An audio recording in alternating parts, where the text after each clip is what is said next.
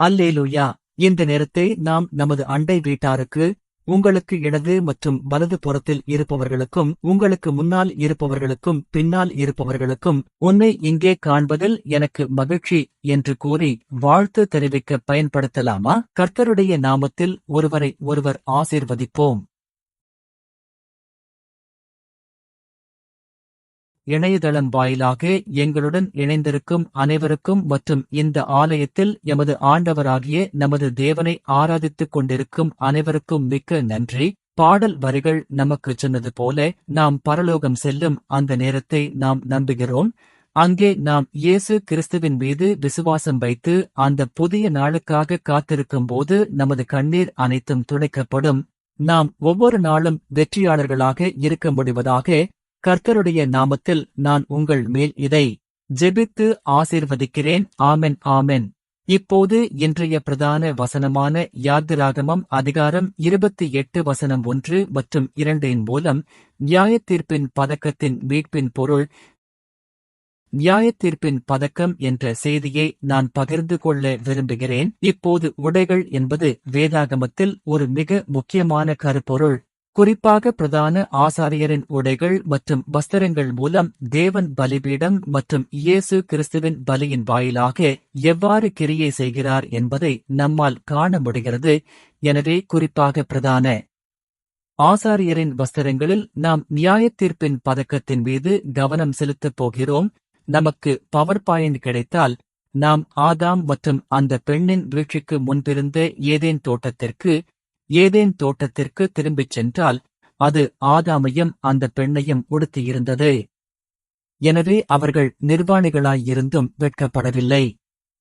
நீங்கள் சங்கீதம் அதிகாரம் 36 வசனம் 8 பார்த்தால் அது சொல்கிறது, அவர்கள் உமது ஆலயத்தின் சம்பூரணத்தினால் திருப்தியடைவார்கள், உமது பேரின்ப நதியினால் அவர்கள் தாகத்தை தீர்க்கிறீர். எனவே இந்த பேரின்பம் டிலைட்ஸ் என்பது ஏதேனைக் குறிக்கிறது. பேரின்பத்திற்கான எபிரேயச் சொல் ஏதேன். ஏதேன் என்றால் இன்பம் மற்றும் மகிழ்ச்சி, நன்றியறிதல் மற்றும் சங்கீத ஓசை என்று பொருள். எனவே ஏதேன் தோட்டம் என்பது தேவன் ஆணுடனும் பெண்ணுடனும் வாசம் செய்த ஓர் ஆலயம் போன்றது. ஆதியாகமம் அதிகாரம் 3 வசனம் 8 சொல்கிறது, பகலில் குளிர்ச்சியான வேளையிலே தோட்டத்திலே உலாவுகிற கர்த்தருடைய சத்தத்தை அவர்கள் கேட்டார்கள். அப்பொழுது ஆதாமும் அவன் மனைவியும் கர்த்தருடைய சந்நிதிக்கு விலகி ஒளித்துக் கொண்டார்கள். எனவே இங்கே தேவனுடைய பிரசன்னம் அந்த ஆணுக்கும் பெண்ணுக்கும் இடையே இருந்ததை நாம் காண்கிறோம் மற்றும் தேவன் அவர்களை தமது மகிமையால் உடுத்தினார். நீங்கள் எசேக்கியேல் அதிகாரம் 28 வசனம் 13 மற்றும் 14 பார்த்தால், இதுவும் வீழ்ச்சிக்கு முன்பிருந்த ஏதேன் தோட்டத்தை பற்றிய ஒரு குறிப்பு ஆகும். நிச்சயமாக இது விழுந்து போவதற்கு முன்பிருந்த அபிஷேகம் பண்ணப்பட்ட கேருபை பற்றி பேசுகிறது. ஆனால் இது ஏதேன் தோட்டத்தில் இருந்து மற்றும் அந்த கேருபை மூடியிருந்து விலையேறப்பெற்ற கற்களோடு தொடர்புடையது. எனவே எசேக்கியேல் 28 வசனம் 13 மற்றும் 14 வாசிப்போம். நீ ஏதேனில் இருந்தாய். இது அபிஷேகம் பண்ணப்பட்ட கேருபை பற்றி பேசுகிறது. உமது தேவனின் தோட்டம் என்பது ஏதேனை பற்றி பேசுகிறது. பத்மராகம், புஷ்பராகம், வைரம், படிகப்பச்சை, கோமேதகம், யஸ்பி, இந்திரநீலம், நீலரத்தினம், மரகதம் மற்றும் பொன் ஆகிய சகலவித விலையேறப்பெற்ற கற்களும் உனக்கு மூடுதலாய் இருந்தன. எனவே ஏதேன் தோட்டத்தில் இந்த விலையேறப்பெற்ற கற்கள் அபிஷேகம் பண்ணப்பட்ட கேருபிற்கு மூடுதலாய் இருந்தன. இந்த மூடுதல் என்றவார் எபிரேய மொழியில் மெசுக்கா ஆகும். இது சுக்கா என்பதிலிருந்து வந்தது. அதன் பொருள் கூடாரங்கள் அல்லது தாவாரங்கள். எனவே இந்த விலையேறப்பெற்ற கற்கள் பத்மராகம், புஷ்பராகம், வைரம், படிகப்பச்சை, கோமேதகம், யஸ்பி, இந்திரநீலம், நீலரத்தினம், மரகதம் மற்றும் பொன். நீ தேவனுடைய பரிசுத்த மலையிலிருந்தாய்.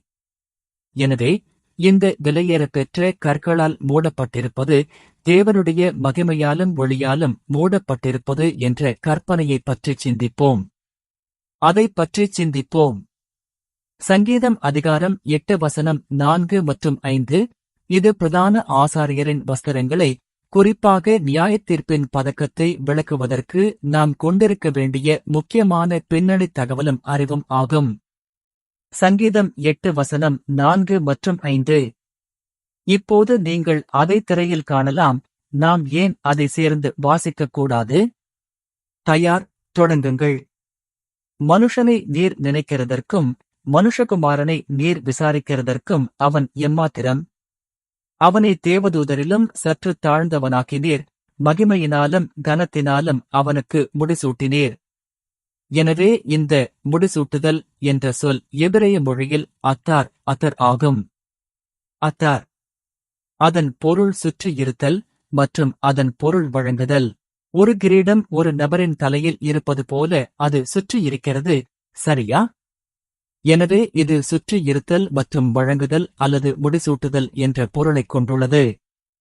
இதன் மூலம் என்ன சொல்லப்படுகிறது என்றால், தேவன் ஆதாமை மற்றும் அந்த பெண்ணை மகிமையினாலும் கனத்தினாலும் தேவனுடைய மகிமையினாலும் கனத்தினாலும் சூழ்ந்திருந்தார். இவைதான் அவர்கள் உடுத்தியிருந்த உடைகள், அதனால்தான் அவர்கள் நிர்வாணிகளாயிருந்தும் வெட்கப்படவில்லை. தேவன் அவர்களை மூடினார். அவர்கள் தேவனுடைய பிரசன்னத்தால் சூழப்பட்டிருந்தார்கள். அவர்கள் தேவனுடைய மகிமையினாலும் கனத்தினாலும் அழகினாலும் சூழப்பட்டு உடுத்தப்பட்டிருந்தார்கள். உண்மையில் ஆதாம் தேவனுடைய சாயலில் உண்டாக்கப்பட்டதால் நீங்கள் ஆதாமை பார்த்தால் உங்களால் ஏறக்குறைய தேவனையே ஆதாமுக்குள் காண முடிந்தது. அந்த நாளில் நாம் அந்த பாடலை பாடினோம், உங்களுக்கு தெரியும், நம்புங்கள், சரியா? நாம் ஒவ்வொருவரிலும் கிறிஸ்துவை முழுமையாக காண்போம். நாம் முழுமையாக தேவனுடைய மகிமையில் இருப்போம். ஆனால் இங்கே இந்த பூமியில் நாமும் கிறிஸ்துவின் மகிமையை பிரதிபலிக்க வேண்டும். நமது விசுவாச வாழ்வியல் மூலம் நாம் தேவனை மகிமைப்படுத்த வேண்டும். எனவே ஏதேன் தோட்டத்தை பற்றி நாம் புரிந்து கொள்ள வேண்டிய மிக முக்கியமான உண்மை இதுவாகும். இருப்பினும் ஏதேன் தோட்டத்தில் இந்த வீழ்ச்சி ஏற்பட்டது, கீழ்ப்படியாமை ஏற்பட்டது. அதனால் அவர்கள் தேவனுடைய மகிமையை இழந்தார்கள். எனவே அவர்கள் மகிமையால் சூழப்பட்டு உடுத்தப்பட்டு வழங்கப்பட்டிருந்தாலும் அவர்கள் அதை இழந்தார்கள். அழிவில்லாத தேவனுடைய மகிமையை அழிவுள்ள மனுஷன், பறவைகள், 4 கால் விலங்குகள் மற்றும் ஊர்வனவற்றின் சாயலுக்கு மாற்றினார்கள். எனவே அவர்கள் தேவனுடைய மகிமையை, தேவனுடைய சாயலை இழந்தார்கள். நான் இங்கே நிறத்தை மாற்றுகிறேன். அவர்கள் 4 கால் விலங்குகள் மற்றும் ஊர்வனவற்றைப் போல மாறினார்கள். இது சிறப்பாக இருக்க வேண்டும். எனவே அவர்கள் தேவனுடைய சாயலை இழந்தார்கள். தேவனுடைய மகிமை அவர்களை விட்டு விலகியது மற்றும் பலியின் மூலம் மீட்டெடுக்கும் பணி நடைபெறுகிறது. இது அனைத்தும் இயேசு கிறிஸ்துவின் பாவ நிவாரண வேலையை சுட்டிக்காட்டுகிறது. பிரதான ஆசாரியரின் மூலம் மீட்டெடுக்கும் பணி. இங்கே பழைய ஏற்பாட்டு பிரதான ஆசாரியரின் படம் உங்களுக்கு கிடைக்கிறது. குறிப்பாக இந்த பகுதிதான் நியாயத்தீர்ப்பின் பதக்கம். இன்று நாம் இதில்தான் கவனம் செலுத்தப் போகிறோம். நான் பேசும் அனைத்தும் மீட்பின் வரலாற்று வரிசையின் 6வது புத்தகத்தில் உள்ளது. நமது உங்களுக்கு தெரியும் வரையறுக்கப்பட்ட நேரத்திற்குள் என்னால் அனைத்தையும் சொல்ல முடியாது. ஆனால் நீங்கள் 6வது புத்தகத்தை வாசித்தால் இந்த உள்ளடக்கம் அதில் இருக்கும். எனவே பிரதான ஆசாரியர் உடுத்தியிருந்த இந்த வஸ்திரம் தேவனுடைய மேன்மையையும் கனத்தையும் மகிமையையும் பிரதிநிதித்துவப்படுத்தியது. மனிதன் குறைபாடுள்ளவன். நீங்களும் நானும் பாவம் செய்திருக்கிறோம். நம்மிடம் குறைகள் உள்ளன. நாம் தகுதியற்றவர்கள். ஆனால் அவர் பழைய ஏற்பாட்டில் பிரதான ஆசாரியர்களையும் பயன்படுத்தி தேவனுடைய அழகையும் மேன்மையையும் பரிசுத்தத்தையும் பிரதிபலிக்கும் வகையில் அவர்களுக்கு இந்த மூடுதலை, இந்த வஸ்திரத்தை கொடுத்தார். எனவே பிரதான ஆசாரியரின் இந்த வஸ்திரங்கள் மிகவும் மேன்மையானதாகவும் அழகானதாகவும் இருந்தன. குறிப்பாக வஸ்திரங்களில் ஒருவேளை நியாயத்தீர்ப்பின் பதக்கம் மிகவும் பிரகாசமானதாகவும் மகிமை பொருந்தியதாகவும் இருந்தது. மக்களின் கண்கள் ஒருவேளை கிரீடத்தின் மீதும் நியாயத்தீர்ப்பின் பதக்கத்தின் மீதும் சென்றிருக்கும்.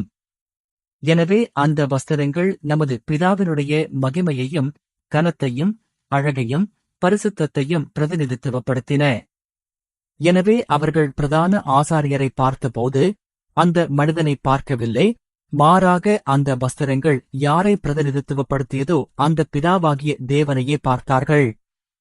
இதுதான் வஸ்திரங்களின் பங்கு. மற்றும் இந்த ஆலயத்தின் நிறுவனரும் மூத்த போதகருமான டாக்டர் மதிப்பிற்குரிய ஆபிரகாம் பார்க் அவர்கள் கூறுகையில், பிரதான ஆசாரியரின் பணி நித்திய பிரதான ஆசாரியராகிய இயேசுவை வெளிப்படுத்துகிறது என்றார். அவரே உண்மையான நித்திய பிரதான ஆசாரியர்.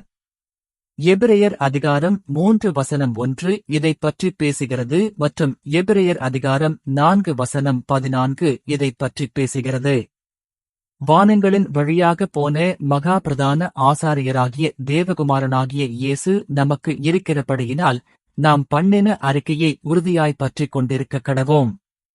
எனவே பழைய ஏற்பாட்டு பிரதான ஆசாரியரும் மெல்கிசேதேக்கின் முறைமையின்படி வரும் நித்திய பிரதான ஆசாரியராகிய இயேசுவின் நிழலாக இருக்கிறார்கள். இங்கே நாம் நியாயத்தீர்ப்பின் பதக்கத்தின் மீது கவனம் செலுத்தப் போகிறோம். முதலில் நியாயத்தீர்ப்பின் பதக்கத்தின் பண்புகளை பார்ப்போம். முதலில் அந்த பதக்கத்தின் மீது கவனம் செலுத்தும்போது அதன் வடிவம் மற்றும் அளவை பார்ப்போம். நீங்கள் பார்ப்பது போல அது ஒரு சதுரம். அது ஒரு சரியான சதுரம். அதன் அளவு ஒரு சான், அதாவது 22.5 சென்டிமீட்டர். அதன் அளவை நீங்கள் காணலாம். அது இரண்டாக மடிக்கப்பட்டிருந்தது. இங்கே ஓரளவு மடிக்கப்பட்டிருப்பதை நீங்கள் காணலாம். அது இரண்டாக மடிக்கப்பட்டிருந்தது. எனவே இதுதான் அதன் வடிவம் மற்றும் அளவு. அது ஒரு சதுரம். அந்த சதுரம் என்பது மிகவும் முக்கியமானது. ஏனென்றால் அதுதான் எசேக்கியேலின் ஆலயத்தின் வடிவம். அது தேவனுடைய நீதி, பரிசுத்தம் மற்றும் செம்மையை குறிக்கிறது. அதன் பொருட்கள் பொன், இளநீலம், இரத்தாம்பரம், சிவப்பு நூல் மற்றும் திரித்த மெல்லிய பஞ்சு நூலால் ஆனது. இவை மிகவும் விலை உயர்ந்த பொருட்கள் மற்றும் மிகவும் பிரகாசமான வண்ணங்கள். இவை அனைத்தும் தேவனுடைய அழகையும் தேவனுடைய மேன்மையையும் பரிசுத்தத்தையும் பிரதிபலிக்கின்றன. எனவே பொன், இளநீலம், இரத்தாம்பரம், சிவப்பு நூல் மற்றும் வெள்ளை பொருளான திரித்த மெல்லிய பஞ்சு நூல். இதன் வெளிப்புற அடுக்கு ஒரு பை போன்றது. ஓகே, அது தோள்களில் கட்டப்பட்டிருந்தது மற்றும் ஏபோத் வாரில் கட்டப்பட்டிருந்தது. எனவே அது நகராது. அது ஓரிடத்தில் நிலைநிறுத்தப்பட்டு தோள்களில் பூட்டப்பட்டிருந்தது. நீங்கள் அதன் வெளிப்புற அடுக்கை பார்த்தால் அந்த படத்தில் இருப்பது போல அதில் 12 கற்கள் இருந்தன. அது பொன் இழைகளால் கோல்ட் ஃபிலிகிரி பதிக்கப்பட்டிருந்தது. ஒவ்வொரு கல்லிலும் செதுக்கப்பட வேண்டிய ஒரு பொன் அமைப்பு இருந்தது. கடந்த வாரம் நாம் டீக்கன் மற்றும் தலைவருடன் இதைப் பற்றி பேசிக் கொண்டிருந்தோம். சிமியோன் கோத்திரத்திற்கான கல் உங்களுக்கு தெரியுமா? அது இந்திரநீலம் சாஃபயர். போதகர் யாபேஸ் அதைப் பற்றி பேசினார் அல்லவா? நமது தலைவரும் டீக்கனும் நாம் அதைப் பற்றி பேசிக் கொண்டிருந்தோம். சிமியோன் கோத்திரத்தின் கல் இந்திரநீலம். சிமியோன் கோத்திரத்திலிருந்துதான் வேதபாரகர்கள் வந்தார்கள். வேதபாரகர்கள், எனவே இந்திரநீலம். உங்களுக்கு தெரியும், செதுக்குதல், எழுதுதல், பதிவு செய்தல் மற்றும் கணக்கிடுதல் ஆகியவற்றைப் பற்றி பேசினோம். தேவனுடைய ஆழமான மற்றும் அவரது அற்புதமான மர்மத்திலும் அவரது நிர்வாகத்திலும் சிமியோன் கோத்திரம்தான் வரலாற்றை எழுதிய மற்றும் தேவனுடைய நியாய பிரமாணத்தை எழுதிய வேதபாரகர்களாக மாறினார்கள். எனவே இது தேவனுடைய மீட்பின் வரலாற்றின் ஓர் அற்புதமான நிர்வாகமாகும். ஒவ்வொரு கோத்திரத்தின் பெயரும் கற்களில் செதுக்கப்பட்டிருந்தது. இதன் உட்புற அடுக்கில், அல்லது நீங்கள் அதை பார்த்தால் அது ஒரு பை போன்றது, அங்கே தீர்ப்பு வழங்க பயன்படும் ஊரீம் மற்றும் தும்மீம் இருந்தன. இதைப் பற்றியும் நாம் பேசப் போகிறோம்.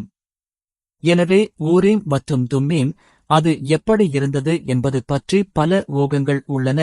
ஆனால் வேதாகமம் ஊரீம் மற்றும் தும்மீம் எப்படி வேலை செய்தது அல்லது அது எப்படி இருந்தது என்பது பற்றிய உண்மையான குறிப்பிட்ட விளக்கத்தை கொடுக்கவில்லை. எனவே இங்கே இவைதான் நியாயத்தீர்ப்பின் பதக்கத்தின் பண்புகள். இது மார்பில், நெஞ்சு பகுதியில் இருந்தது. மீட்பின் வரலாற்றின் அடிப்படையிலும் இயேசு கிறிஸ்துவின் பாவ நிவாரண வேலையின் அடிப்படையிலும் இதற்கு பல அர்த்தங்கள் உள்ளன. இரண்டாவதாக ஊரீம் மற்றும் தும்மீமை பார்ப்போம். பிரதான ஆசாரியர் முடிவுகளை எடுக்கவும் தீர்ப்பு வழங்கவும் ஊரீம் மற்றும் தும்மீமை பயன்படுத்தினார். இது மிகவும் முக்கியமானது. ஏனென்றால் அவர் தேவனை பிரதிநிதித்துவப்படுத்தினார் மற்றும் தேவன் ஊரீம் மற்றும் தும்மீம் மூலம் அவருக்கு பதில்களை வழங்கினார். யாத்திராகமம் 28:30 சொல்கிறது, நியாயத்தீர்ப்பின் பதக்கத்தில் ஊரிமையும் தும்மீமையும் வைப்பாயாக. அவை இரண்டும் பன்மை வடிவங்கள், சரியா? பன்மை வடிவம், அவை ஆரோன் கர்த்தருடைய சந்நிதியில் பிரவேசிக்கும்போது அவனுடைய இருதயத்தின் மேல் இருக்க வேண்டும். அப்படியே ஆரோன் இஸ்ரவேல் புத்திரரின் நியாயத்தீர்ப்பை தன் இருதயத்தின் மேல் கர்த்தருடைய சந்நிதியில் எப்பொழுதும் சுமக்க வேண்டும். எனவே இது ஒரு நித்திய நிறுவனமாகும். சுமத்தல் என்பதன் பொருள் என்ன மற்றும் நியாயத்தீர்ப்பின் பதக்கம் இருதயத்திற்கு மேல் இருப்பது ஏன் முக்கியமானது என்பதை பற்றி நாம் பேசப்போகிறோம். அந்தச் சம்பவங்களை பற்றி பேசுவோம். ஊரீம், அதன் பொருள் ஒளிகள். ஒளியை குறிக்கும் எபிரேயச் சொல் ஊர் ஓர் என்பதை நீங்கள் அறிந்திருக்கலாம். ஊரீம் என்பது ஓர் என்பதன் பன்மை வடிவம், அதன் பொருள் ஒளிகள். தும்மீம், தும்மீம் என்றால் பூரணம், எனவே இதன் பொருள் முழுமை. தும்மீம், ஊரீம் மற்றும் தும்மீம் என்றால் ஒளியும் பூரணமும் முழுமை என்று பொருள். இது நமக்கு என்ன சொல்கிறது? இது தேவனுடைய நியாயத்தீர்ப்பு செம்மையானது மற்றும் பட்சபாதம் இல்லாதது என்று நமக்குச் சொல்கிறது. தேவன் எப்போதும் சரியானவர். அவருடைய தீர்ப்பு எப்போதும் துல்லியமானது, அதில் பிழை இல்லை. அவர் துல்லியமானவர். நீங்கள் 7வது புத்தகத்தை பார்த்தால் கட்டளைகளுக்கான அந்த 10 வார்த்தைகள், நீங்கள் ஷபாத் ஷஃபாத் என்பதில் நியாயத்தீர்ப்பை பார்க்கலாம். தேவனே இறுதியான நீதிபதி என்பதை அது காட்டுகிறது. தேவன் நியாயந்தீர்ப்பார், சரியா? ஆனால் விஷயம் என்னவென்றால் அவர் பட்சபாதம் இல்லாமல் நியாயந்தீர்க்கிறார். ஆனால் அவருடைய அனைத்து நியாயத்தீர்ப்புகளும் அன்பின் அஸ்திவாரத்தின் அடிப்படையில் அமைந்தவை. நியாயத்தீர்ப்பின் பதக்கம் நெஞ்சை மூடியிருக்கிறது. தேவனுடைய தீர்ப்பு நியாயமானது மற்றும் அது அவரது அகாபே அன்பின் மீது அஸ்திவாரமிடப்பட்டது. மனிதர்களாகிய நாம் ஒருவரை நியாயந்தீர்க்கும் போதோ அல்லது ஏதேனும் விமர்சனம் செய்யும் போதோ அல்லது ஒரு கருத்தைச் சொல்லும் போதோ சில நேரங்களில் அது அன்பின் அடிப்படையில் இருப்பதில்லை. சில நேரங்களில் அது பழிவாங்கும் உணர்வு அல்லது கசப்பின் அடிப்படையில் இருக்கலாம். நாம் அந்த நபரை பழிவாங்க விரும்புகிறோம், எனவே நாம் நியாயந்தீர்க்கிறோம் மற்றும் புண்படுத்தும் விஷயங்களைச் சொல்கிறோம். அந்த வார்த்தைகள் உண்மையாக இருக்கலாம், அவை உண்மைகளாக ஃபேக்சுவல் இருக்கலாம். மேற்கோள் ஓகே, அந்த வார்த்தைகளில் தவறொன்றும் இல்லாமல் இருக்கலாம். ஆனால் அந்த செய்தியை அறிவிக்கும் இருதயம்தான் பிரச்சனை. அது சரியான செய்தியாக இருந்தாலும் அல்லது உண்மையாக இருந்தாலும், அவை உண்மைகளாக இருந்தாலும், நாம் அந்த செய்தியையும் வார்த்தைகளையும் அறிவிக்கும் விதத்தையும் இருதயத்தையும் தேவன் பார்க்கிறார். அல்லது உங்களுக்கு சீஷர்கள் அல்லது உங்களுக்கு கீழ் உள்ளவர்கள் இருந்தால், நீங்கள் அவர்களை கண்டிக்கும் போதும் அவர்களை திட்டும் போதும் நீங்கள் அவர்களை அன்பினால் கண்டிக்கிறீர்களா என்பதை அவர்களால் உணர முடியும். இந்த நபர் இதைச் சொல்கிறார் ஏனென்றால் அவர் என் மீது அன்பு வைத்திருக்கிறார் மற்றும் என் மீது அக்கறை கொண்டுள்ளார். ஆனால் சில நேரங்களில் நீங்கள் கண்டிக்கப்படும் போது அல்லது திட்டப்படும் போது அந்த வார்த்தைகளுக்கு பின்னால் இருக்கும் அன்பை உங்களால் உணர முடியாது.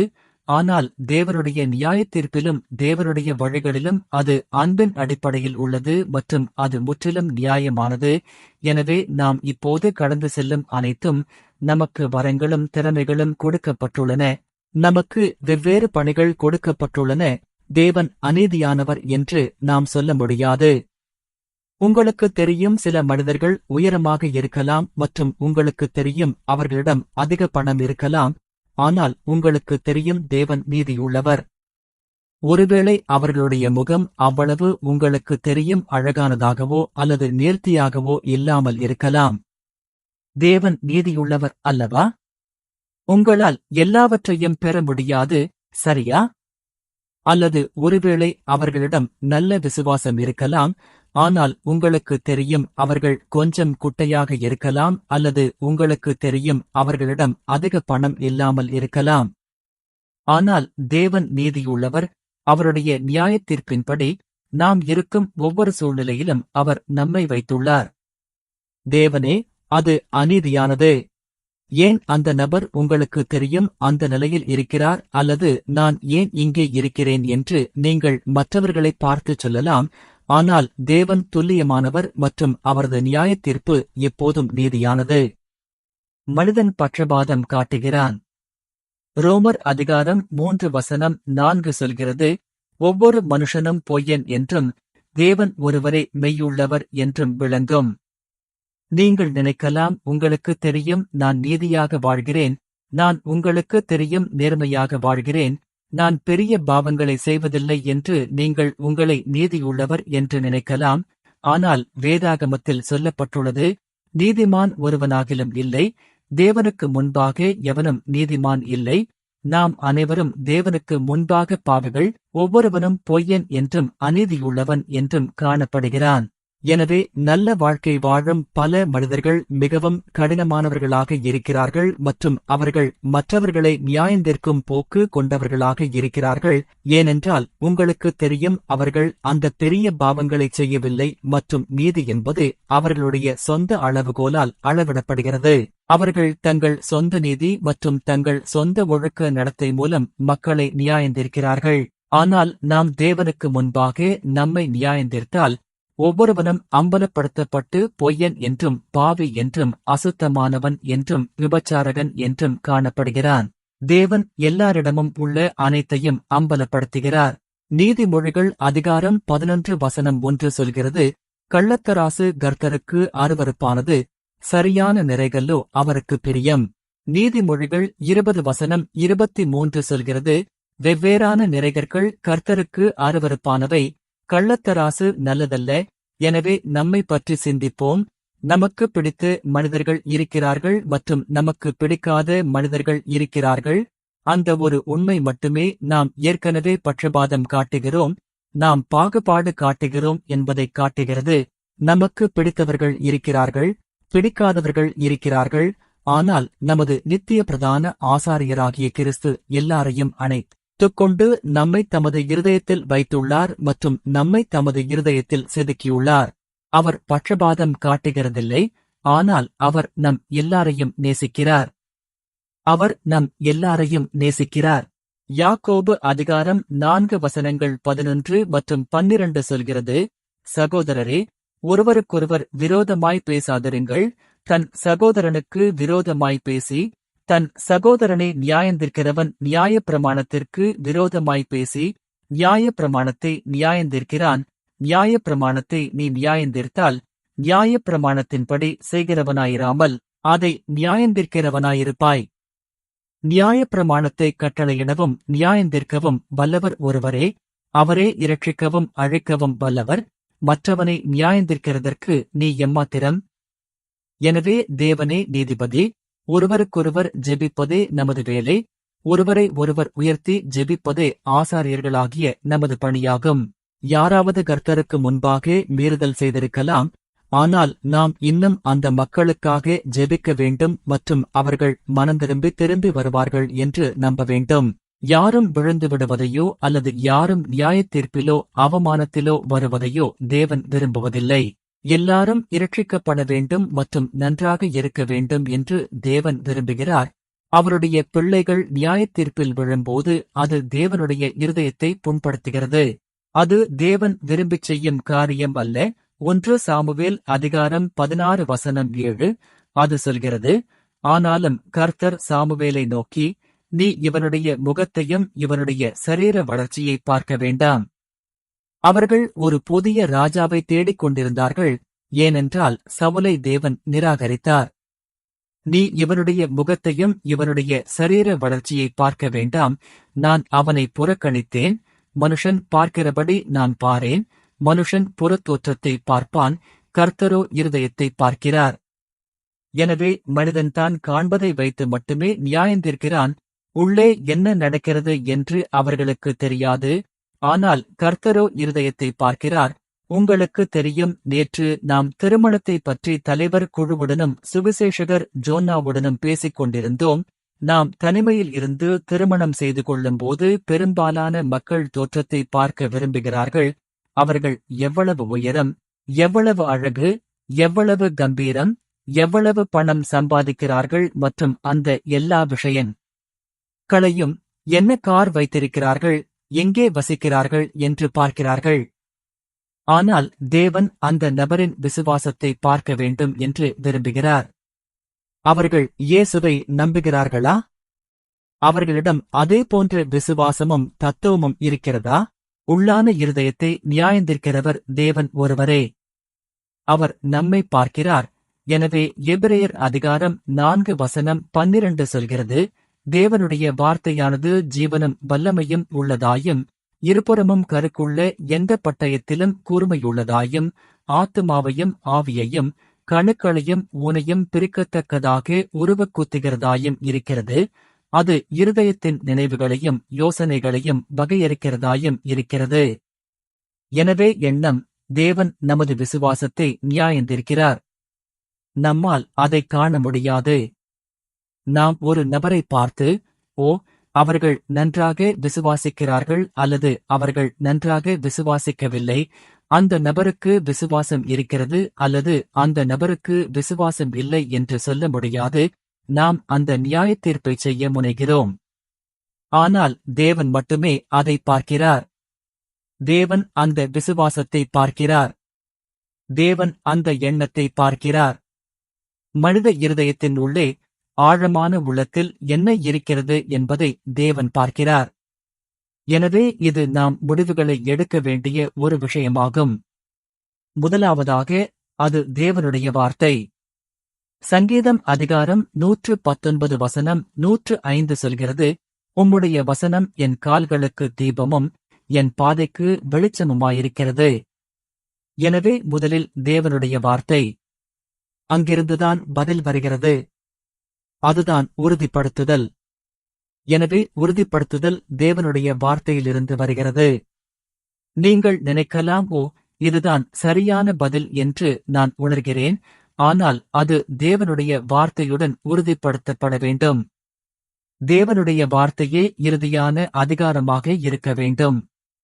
அது தேவனுடைய வார்த்தையோடு ஒத்துப்போகிறதா? நடப்பவற்றை தேவனுடைய வார்த்தை உறுதிப்படுத்துகிறதா? அடுத்ததாக, அது ஜெபம். எனவே ஜெபம். நீதிமொழிகள் அதிகாரம் 3 மற்றும் 6 சொல்கிறது, உன் சுயபுத்தியின் மேல் சாயாமல் உன் முழு இருதயத்தோடும் கர்த்தரில் நம்பிக்கையாயிரு. மற்றும் முக்கியமான விஷயம் என்னவென்றால், உன் சுயபுத்தியின் மேல் சாயாமல் உன் சொந்த புரிதல், உன் சொந்த அனுபவம், உன் சொந்த அறிவு, உன் சொந்த உணர்வுகள், உன் சொந்த எண்ணங்கள். அதை நம்பாதே, எல்லாவற்றையும் தேவனிடம் ஒப்படைத்துவிடு. அது சொல்கிறது, உன் வழிகளிலெல்லாம் அவரை நினைத்துக்கொள். உன் வழிகளிலெல்லாம் அவரை நினைத்துக்கொள். அப்பொழுது அவர் உன் பாதைகளை செவ்வைப்படுத்துவார்.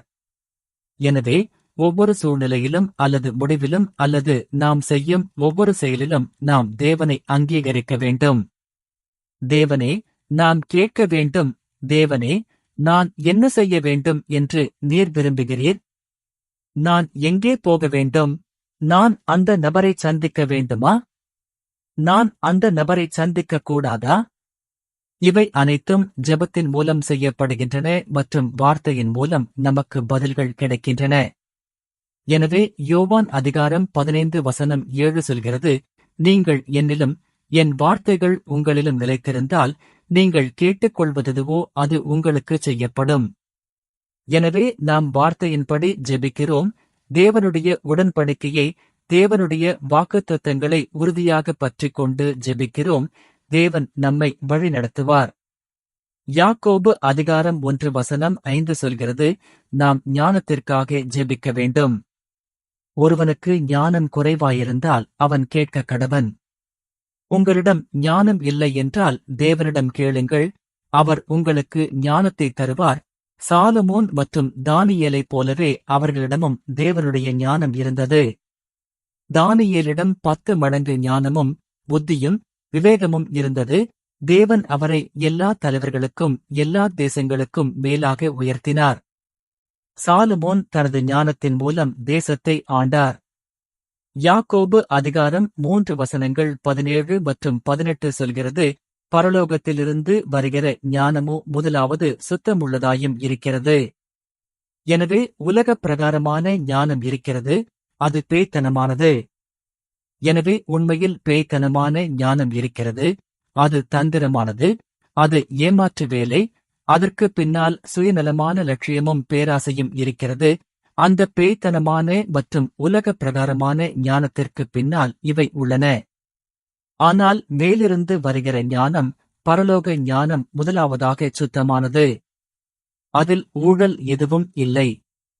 அது சமாதானமுள்ளது, சாந்தமுள்ளது, அங்கே பொறுமை இருக்கிறது மற்றும் தேவனுக்காக காத்திருத்தல் இருக்கிறது. அது இணக்கமுள்ளது, இரக்கத்தாலும் நற்கனிகளாலும் நிறைந்தது, ஐயமற்றது, வேஷமற்றது. நீதியாகிய கனியானது சமாதானத்தை நடப்பிக்கிறவர்களாலே சமாதானத்திலே விதைக்கப்படுகிறது. அது ஒருமனப்பாட்டில் முடியும். ஆனால் உலகப் பிரகாரமான மற்றும் பேய்த்தனமான ஞானம் எப்போதும் பிரிக்கும் மற்றும் எப்போதும் சண்டைகளை உண்டாக்கும். ஏனென்றால் மக்களின் லட்சியங்களும் அவர்களுடைய கால அட்டவணைகளும் நோக்கங்களும் தேவனுடைய சித்தத்தை தேடுவதை விட முக்கியமாக இருக்கின்றன. எனவே நமது வாழ்வில் இந்த நீதியின் கனியையும் சமாதானத்தின் கனியையும் நாம் கொடுக்க வேண்டும். யாக்கோபு அதிகாரம் 4 மற்றும் 4 சொல்கிறது, உங்களுக்குள்ளே யுத்தங்களும் சண்டைகளும் இதனால் வருகிறது. உங்கள் அவயவங்களில் போர் செய்கிற உங்கள் இச்சைகளினால் அல்லவா? நீங்கள் இச்சித்தம் உங்களுக்கு கிடைக்கவில்லை. நீங்கள் கொலை செய்கிறீர்கள், பொறாமைப்படுகிறீர்கள், அடையக்கூடாமலும் போகிறீர்கள். நீங்கள் சண்டையிட்டு யுத்தம் பண்ணியும் நீங்கள் கேட்காததினாலே உங்களுக்கு கிடைக்கவில்லை.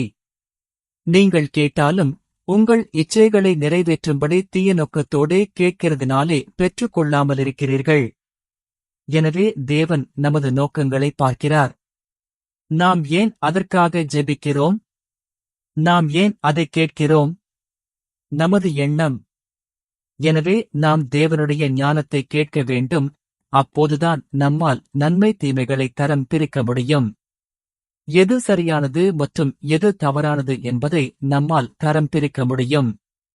இறுதியில் பிரதான ஆசாரியர் நியாயந்தீர்க்க பயன்படுத்தும் ஊரீம் மற்றும் தும்மீம் என்பது கிறிஸ்துவின் 2ஆம் வருகையில் வரப்போகும் இறுதி நியாயத்தீர்ப்பை பற்றி பேசுகிறது.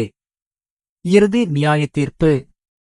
வெளிப்படுத்துதல் அதிகாரம் 20 12 மற்றும் 13 சொல்கிறது, அவர்கள் புத்தகங்களில் எழுதப்பட்டிருந்தவைகளின்படி நியாயந்தீர்க்கப்பட்டார்கள். அவர்கள் ஒவ்வொருவரும் அவரவர் கிரியைகளின்படி நியாயந்தீர்க்கப்பட்டார்கள். எனவே நியாயத்தீர்ப்பு நாளில் தேவன் நமது எல்லா கிரியைகளையும் நமது எல்லா செயல்களையும் பார்ப்பார் மற்றும் அதற்கேற்ப தேவன் நியாயந்தீர்ப்பார். எனவே நாம் ஒவ்வொரு நாளும் தேவனிடம் கணக்குகளை தீர்த்துக் கொள்ள வேண்டும் என்று நான் ஜெபிக்கிறேன். ஒவ்வொரு நாளும் உமது கடைசி நாள் போல இருக்க வேண்டும். ஒவ்வொரு பிரசங்கமும் ஒவ்வொரு செயலும் தேவனுக்கு முன்பாக உமது கடைசி நாள் போல இருக்க வேண்டும். தேவனுக்கு முன்பாக கணக்குகளை தீர்த்துக் கொள்ளுங்கள்.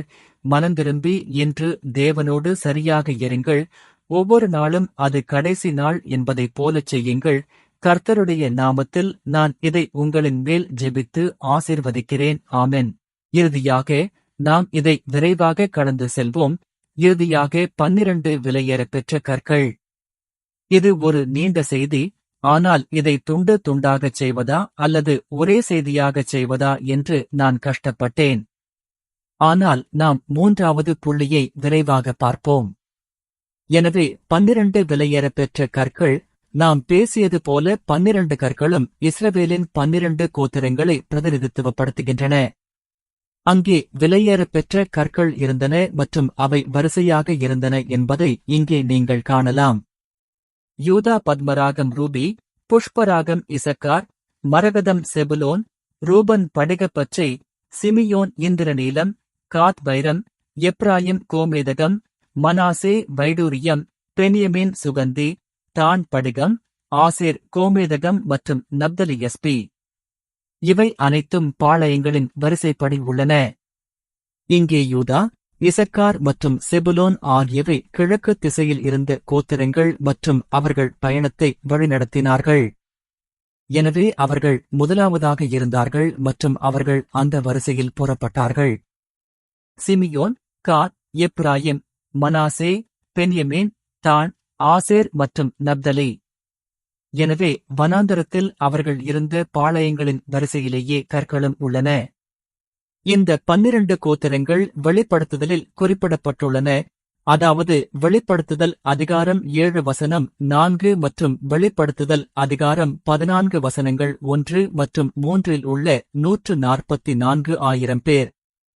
இவர்கள் தங்கள் அங்கிகளை தோய்த்து வெள்ளையாக்கின 144,000 பேர் மற்றும் அவர்கள் சீயோன் மலையில் ஆட்டுக்குட்டியுடனே நின்று புதிய பாட்டை பாடுகிறார்கள். எனவே இது 12,000 பெருக்கல் 12. 12,000 பெருக்கல் 12 144,000. இது ஒரு அடையாள எண், சிம்பாலிக் நம்பர், அடையாள எண். ஒவ்வொரு விலையேற பெற்ற கல்லுக்கும் அதற்கென்று ஒரு தனித்துவமான இடமும் நிறமும் உள்ளது. அது நமக்குச் சொல்கிறது, தேவன் நம்மை ஒரு குறிப்பிட்ட இடத்தில் வைத்துள்ளார் மற்றும் அவர் நமக்கு ஒரு குறிப்பிட்ட பணியை கொடுத்துள்ளார். உதாரணமாக, நம்மிடம் தலைவர் இருக்கிறார் அல்லது நம்மிடம் பாடகர் குழு இயக்குனர் இருக்கிறார். அவை ஒரு இடத்தில் உள்ள ஒரு குறிப்பிட்ட பணி. 1 கொரிந்தியர் அதிகாரம் 12 வசனம் 4. வரங்களிலே வித்தியாசங்கள் உண்டு, ஆவியானவர் ஒருவரே. எனவே நமக்கு வெவ்வேறு வரங்கள் உள்ளன. உங்களுக்கு தெரியுமா, நானும் பாடகர் குழுவில் இருந்து நன்றாக பாட வேண்டும் என்று விரும்புகிறேன். ஆனால் என்னால் நன்றாக பாட முடியாது மற்றும் எனக்கு ஒரு நல்ல குரல் இல்லை. தேவன் என்னை இந்த மேடையில் பல்பிட் இருக்க அழைத்திருக்கிறார். மத்தேயு அதிகாரம் 25 வசனங்கள் 14 மற்றும் 15. தேவன் நமக்கு எவ்வாறு வெவ்வேறு திறமைகளை கொடுத்திருக்கிறார் என்பதைப் பற்றி அது பேசுகிறது. அவர் 5 தாலந்துகள், 2 தாலந்துகள் மற்றும் 1 தாலந்து கொடுத்துள்ளார். ஆனால் ஒவ்வொருவருக்கும் குறைந்தபட்சம் 1 தாலந்தாவது கொடுக்கப்பட்டுள்ளது. நீங்கள் அதை தேவனுக்காக பயன்படுத்த வேண்டும்.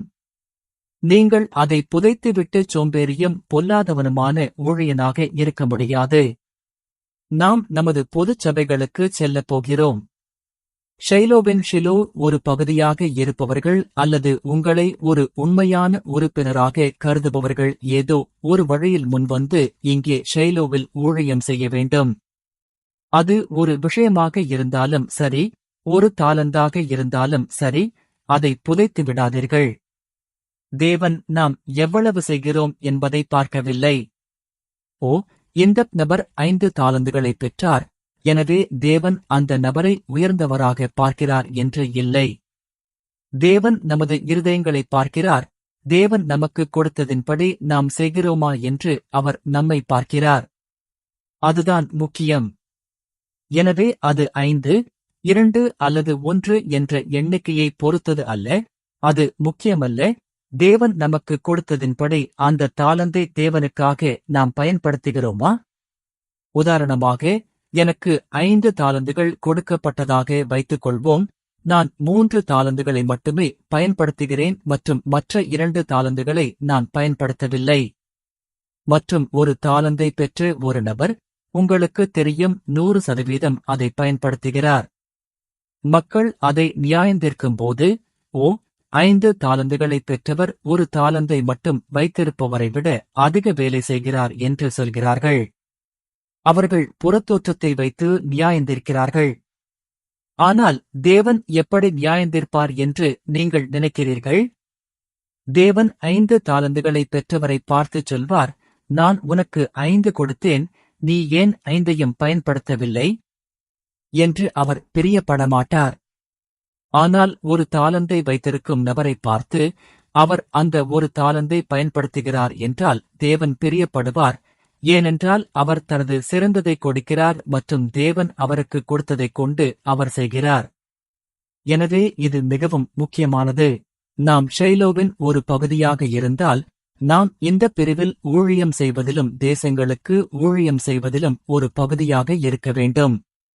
நமக்கு வெவ்வேறு இடங்கள் மற்றும் வெவ்வேறு பணிகள் உள்ளன, ஆனால் நாம் அனைவரும் ஒரே ஒரு நோக்கத்தை நோக்கியே செல்கிறோம். உன்னத பாட்டு அதிகாரம் 8 வசனம் 6 சொல்கிறது, என்னை உமது இருதயத்தின் மேல் ஒரு முத்திரையாக வைத்துக் கொள்ளும். எனவே கற்கள் ஒரு முத்திரையின் செதுக்கல்களைப் போல இருக்க வேண்டும். கோத்தாம், கூட்டம் என்பதுதான் முத்திரை என்ற சொல், சரியா? கோத்தாம் செதுக்கப்பட்டது. எனவே சாலமோன் சொல்கிறார், என்னை உமது இருதயத்தின் மேல் ஒரு முத்திரையாக வைத்துக் கொள்ளும். எனவே நாம் தேவனுடைய இருதயத்தில் முத்திரையிடப்பட்டிருக்கிறோம். இப்போது நியாயத்தீர்ப்பின் பதக்கத்தின் மீட்பின் வரலாற்று முக்கியத்துவத்தை பார்த்து ஒரு முடிவுக்கு வருவோம். இயேசு கிறிஸ்து நமது நித்திய பிரதான ஆசாரியர் மற்றும் அவர் நம்மீது அக்கறை கொள்கிறார் மற்றும் அவர் தனது தீவிரமான அன்பினால் நம்மை பாதுகாக்கிறார். மத்தேயு அதிகாரம் 23 வசனம் 37, யோவான் அதிகாரம் 13 வசனம் 23. எனவே பிரதான ஆசாரியரின் நெஞ்சு மற்றும் மார்பு பகுதி என்பது தனது மக்களின் மீது தேவனுக்கிருக்கும் தீவிரமான அன்பையும் வைராக்கியமான அன்பையும் பிரதிநிதித்துவப்படுத்துகிறது. மேலும் இயேசு நமது பாவங்களையும் நோய்களையும் சுமந்து சிலுவையில் நிந்தையை நீக்கினார். எனவே ஆரோன் இஸ்ரவேல் புத்திரரின் நியாயத்தீர்ப்பை தன் இருதயத்தின் மேல் கர்த்தருடைய சந்நிதியில் சுமக்க வேண்டும் என்று சொல்லப்பட்டுள்ளது. அந்த சுமத்தல் என்பது நாசா ஆகும். இதன் பொருள் சுமப்பது அல்லது பாரத்தை ஏற்றுக்கொள்வது. இதன் பொருள் உயர்த்துவது. எனவே இந்த சுமத்தல் என்பது நாசா என்ற சொல் மீட்பின் வரலாற்றின் அடிப்படையில் அதிக அர்த்தம் உள்ளது.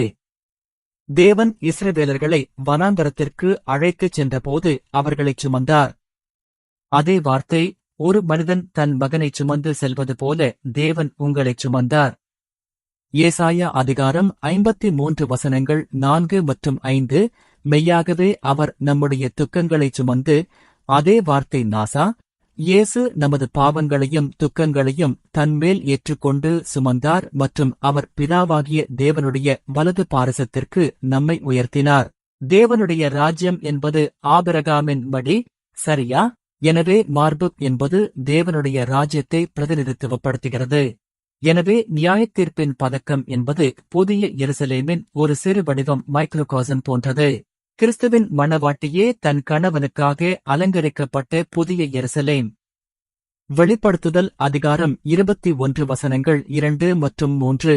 எனவே இந்த புதிய எருசலேம் என்பது பரலோகத்திலிருந்து அலங்கரிக்கப்பட்டு இறங்கி வரும் கிறிஸ்துவின் மணவாட்டி. ஆனால் அது எப்படி அலங்கரிக்கப்பட்டுள்ளது?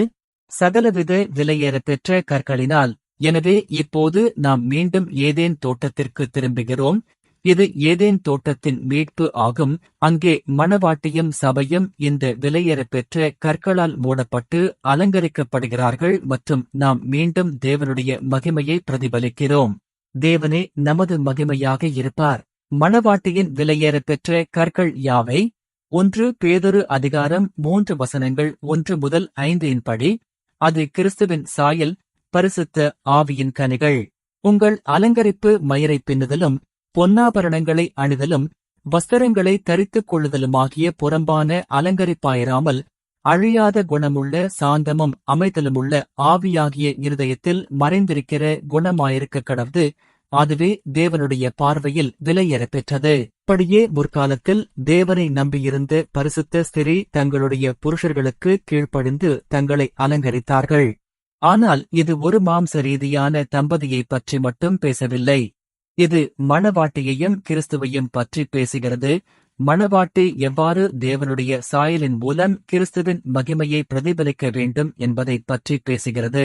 மேலும் விலையேறப்பெற்ற கற்கள் என்பது அக்கினியினால் புடம் போடப்பட்ட விசுவாசமும் கிரியைகளுமாகும்.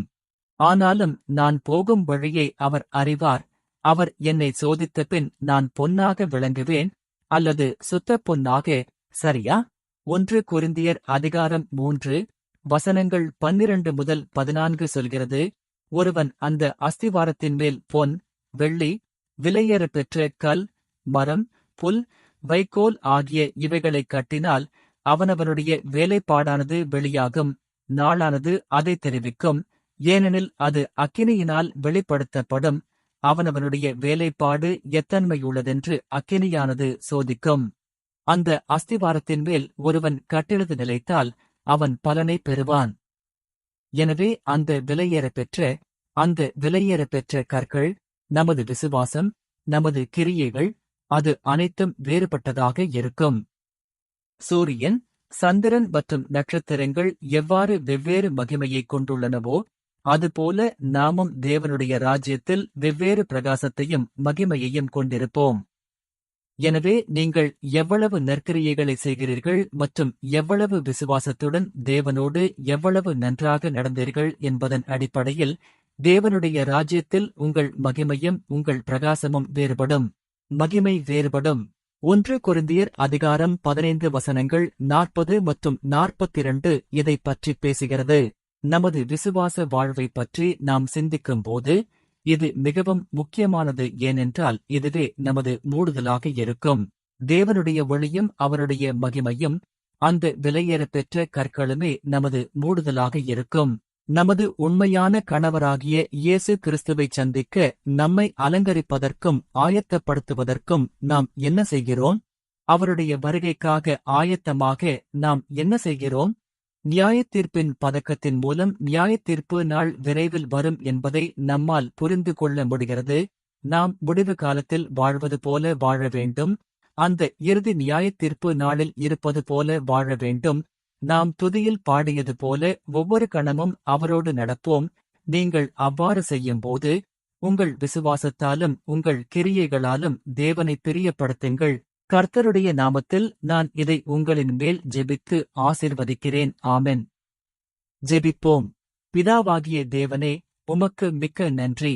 இந்த ஆசீர்வதிக்கப்பட்ட மற்றும் பரிசுத்த ஓய்வு நாளுக்காக உமக்கு மிக்க நன்றி. நியாயத்தீர்ப்பின் பதக்கத்தைப் பற்றி எங்களுக்கு கற்பிக்கிறீர். பிதாவே, நாங்கள் உமது இருதயத்தில் செதுக்கப்பட்டு முத்திரையிடப்பட அருள் புரியும். பிதாவே, உமது மகிமையை பிரதிபலிக்க எங்களுக்கு உதவி செய்யும். ஒவ்வொரு நாளும் அதற்காக காத்திருந்து உம்மோடு நடக்க எங்களுக்கு உதவி செய்யும். தன் கணவனுக்காக அலங்கரிக்கப்பட்டு உண்மையான மணவாட்டியைப் போல இருக்க எங்களுக்கு உதவி செய்யும். விழிப்புடன் இருக்கவும் எமது விளக்குகள் எரிந்து பிரகாசமாக ஜொலிக்கவும் உதவி செய்யும். உமக்கு மிக்க நன்றி. இவை அனைத்தையும் இயேசுவின் விலையேறப்பெற்ற நாமத்தில் நன்றியுடன் வேண்டுகிறோம் பிதாவே. ஆமென். ஆமென். தேவனுக்கு மகிமை உண்டாவதாக.